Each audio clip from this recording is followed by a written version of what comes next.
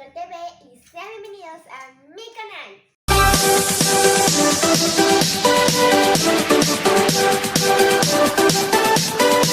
El día de hoy vamos a estar acompañando a mi perrita Kira en su sesión de fotos.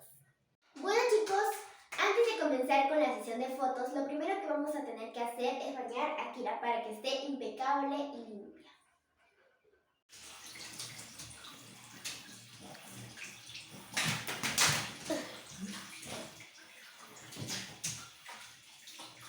Bueno chicos, ya tenemos aquí a Kira lista, ya casi lista para su sesión de fotos, y por aquí tenemos sus accesorios: una colonia, una vinchita, una coronita y su tutú.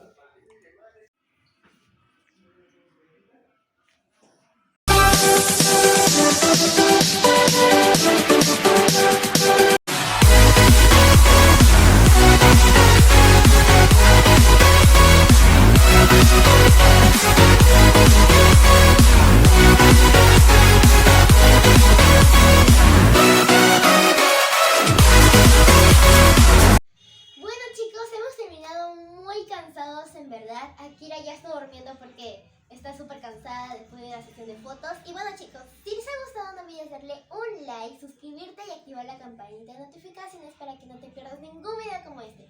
Nos vemos en el próximo video. Los amo mucho. Bye.